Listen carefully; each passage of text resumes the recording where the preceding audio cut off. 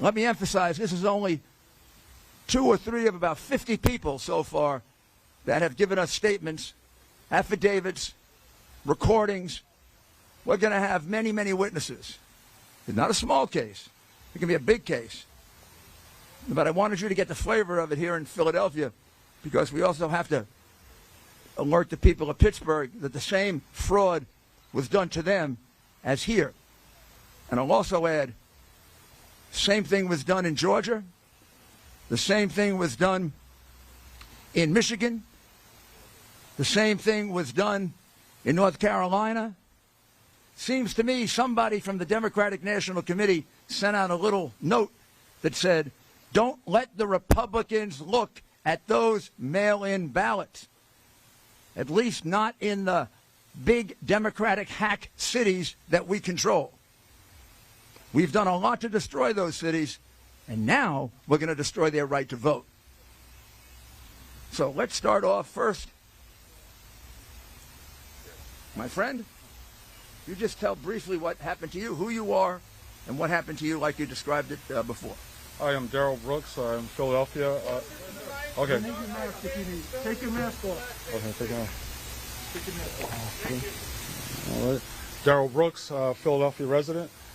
Here for about 2 years. I come out here to support our president, and this is one of the reasons why I wanted to be on the go to the poll to watch. A lot of us were excited about the president winning a second term, and a lot of individuals, African Americans in Philadelphia, were, especially men, were talking about the 401k plan and how they were excited because their finances. So when I go to the poll, it was basically they put us at 20 feet away, and they said no cameras, no phones, you cannot take pictures. I was even harassed by some of the Democratic Party poll watchers, and that is also recorded. And then next thing you know, it was 6 feet away, and they still would not allow us to see anything that was happening. We saw people working on the ballots, but we didn't know any names. We didn't see anything. We don't know if people voted twice or 3 times. We didn't know if people were dead people were voting. But we were there and we were watching, and it's such a shame. This is a democracy, Philadelphia, and they did not allow us to see anything, and was it corrupt or not? But give us opportunity as poll watchers to view all the documents, all the ballots.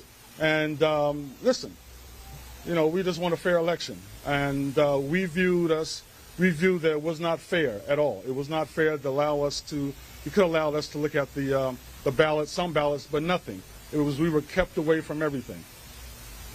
Thank you.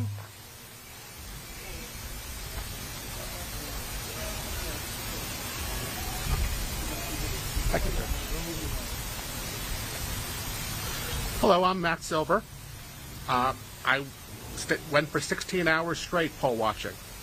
It took about 30, 45 minutes to get through, despite me having credentials of all possible manner. Eventually I showed an email proving that I was supposed to go in. They at least let me through. When I was there, I was turned away for a tablet. They did not want any tablets or computers there. I had to bring that elsewhere. Eventually, when I was let through, you were not able to get anywhere near the ballots. There were 3 rows of people counting ballots. The closest may have, at my day, may have been 15 feet away. Then there was another row, then there was another row. To the extent that you could see anything, we were told repeatedly, including by Democratic poll watchers, including by police, that if they see us taking a photograph or a video, we'll be thrown out and not let back in.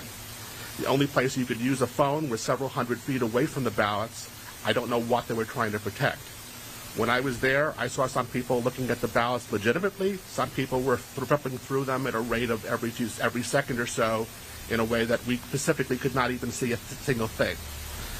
To the extent that you could see a thing in certain boxes, I saw they seemed to be, at least certain boxes, seemed to be in the same unusual pen and seemed to have very similar handwriting.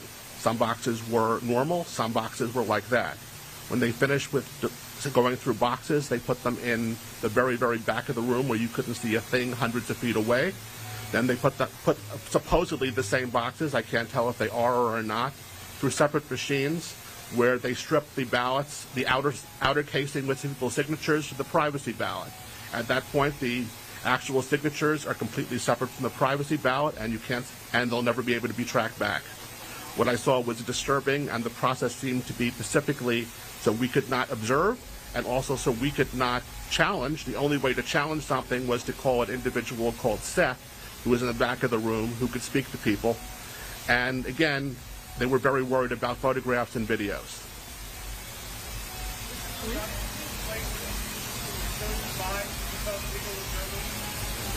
How were you chosen? I was asked both by my local ward and the Republican National Lawyers Association. I responded to both.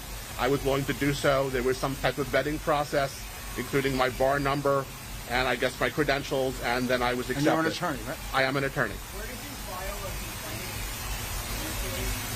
When you saw this behavior happen, I asked the individuals in the group who were the most senior, and again, We'll take questions later. When you moved 6 feet closer, as far as you knew, was that based on a court order? I assume it was a court order. In no case was I closer than 15 feet to anyone counting. Did they move 6 feet further away? The closest row for me was 15, 20 feet away. Then there was another row 15, 20 feet beyond that counting, then another 15, 20 beyond that. The only thing I could see at all was the row closest to me. Okay. And again, how were you selected? Selected by the Philadelphia Republican Party. And credentialed by them? Yes. Okay. Thank you. And we'll have